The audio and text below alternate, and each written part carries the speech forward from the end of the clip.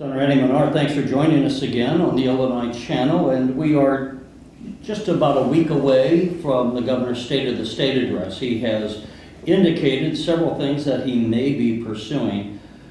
One of them is, of course, he wants to get a handle on the spending within the state, and you've spent a great deal of time and effort looking at funding and education and how we are already not paying what we had promised in the school districts. And yet, on the other hand, education makes up about 43% of the general revenue funds. What are your thoughts as far as can we get a handle on state spending and at the same time not diminish spending on education? Well, I think we're going to have to, Terry. We're at a point now in the state, and I think you can verify this with just about any superintendent, with the exception of a small handful. We're at a point where districts now are in dire circumstances, in my opinion. We have more and more districts that are deficit spending, which has been increasing over the past few years. And I would make the argument, as I have for the past year, that so many of the problems that school districts face in the state begin with problems and flaws in the state aid formula to schools. So this is without a doubt one of the most complicated things that we could take on. We've done, I think, a good job in the Senate of exposing the flaws in the system today, and we've done an equally good job of providing what I think is a good set of solutions to solve the problem, but that doesn't come without controversy. So it's my hope that we can try to figure this out, change the formula, give a reasonable increase in investment in public education. I think those two things together is a path forward for both the Democrats in the legislature and the governor. When you went around the state and had a variety of hearings, did you learn, well, I'm sure you learned a number of things, but were there things that you heard that surprised you, that you, because you had already covered education issues, Yeah. You had been around these issues for years. Were there things that you surprised you, and or what were some of the major concerns of superintendents and school officials around the state? I think what surprised me. Well, let me back up. You know, I have 3 young children in school in Bunker Hill, which is a small rural downstate district, one of the smaller districts in the state. We have quality teachers. We have a dedicated staff. We have a school board that I think makes pretty good decisions, but we don't spend a lot of money, and we don't have a lot of local wealth. And the state aid formula today doesn't address those things for districts like Bunker Hill and urban districts like Decatur, for example.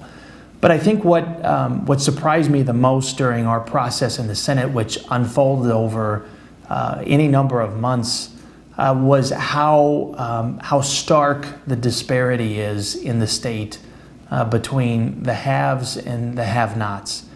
And I say that understanding that even the haves have challenges, right? Even districts that have local wealth, that have low poverty, that have low tax rates, those districts have their own set of challenges too. But what surprised me, and still surprises me today, is how gaping wide that gap is between the state's school districts. And that's something that I think most legislators, maybe with the exception of a couple here in the building, most legislators recognize as a tremendous challenge for our state, because that, of course, affects outcomes. So we want equal outcomes, equal opportunity.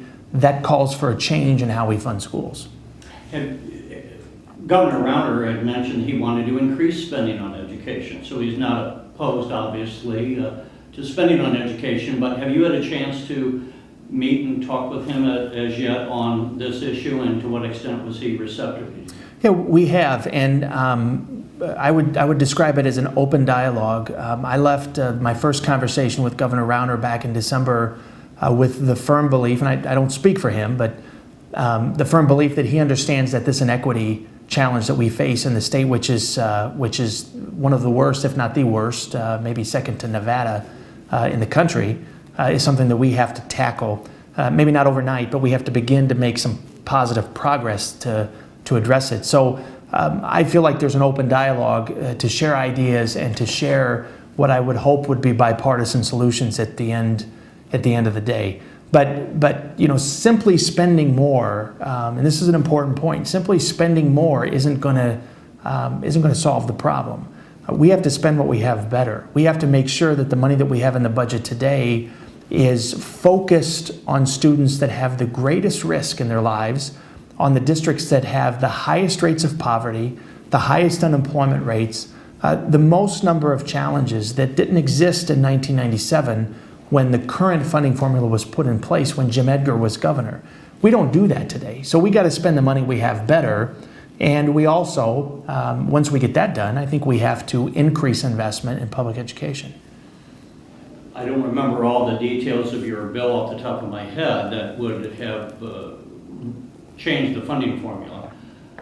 Taxpayers, well, so much of education is funded through property taxes, and property taxes are very high in Illinois in general compared to surrounding states. What would you say to those homeowners and all who would say, you know, we've spent more on education over the last 25 years, test scores don't indicate that there's any improvement, and you're going to tax us out of our home? I mean, I think that's what a lot of taxpayers fear. What would you say to those concerns? Well, first of all, those are valid concerns, and there's evidence that shows that the state support for public education as a percent of the whole has gone down consistently, which puts a corresponding burden on local governments to come up with resources on their own, some of which can, many of which cannot do that simply because they don't have local wealth. What we saw during our process in the Senate, our open and transparent process, is that districts that have the highest rates of poverty also have the highest rates of taxes, which is opposite of conventional wisdom in Illinois.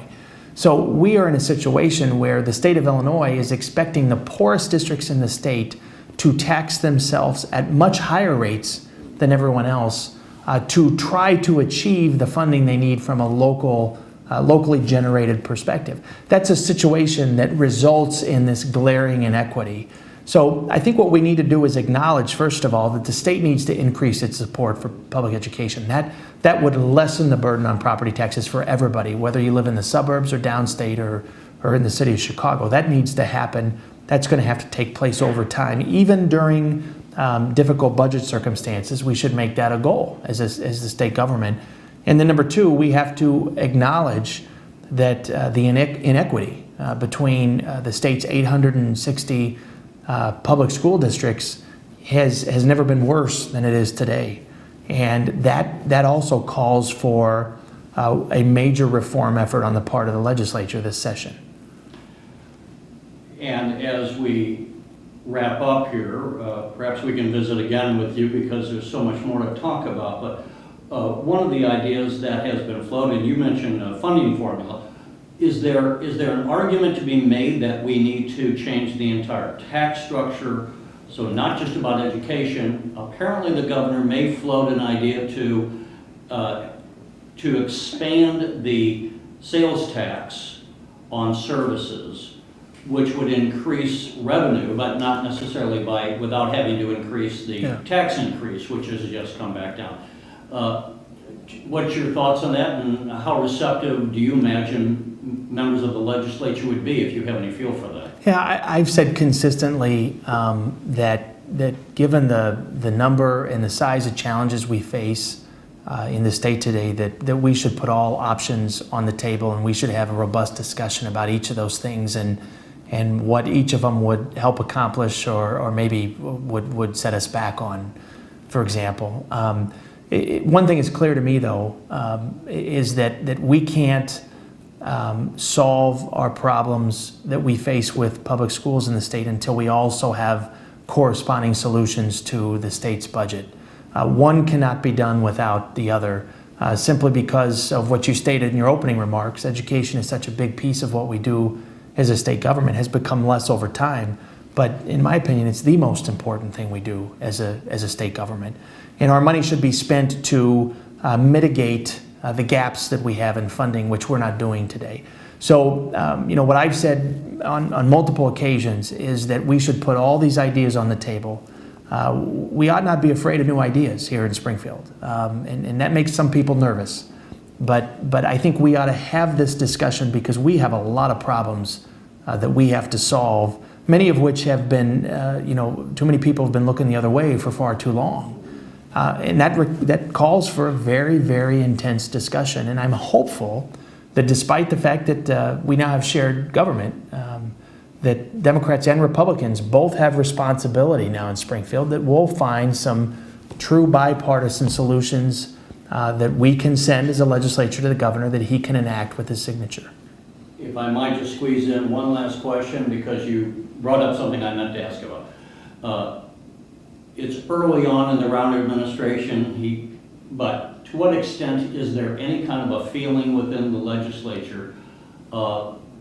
Is there, in having a new governor, I'm trying to ask this as neutrally as possible, in having a new governor, has it changed the atmosphere within the Capitol as far as looking at the challenges? Are people looking at this with maybe a little more optimism just because of the nature of change? I think that's just the nature of change. With every new administration, whether it's an incoming Republican or a Democrat administration, there's going to be a natural change in ideas, a natural change in approach, philosophy, individuals.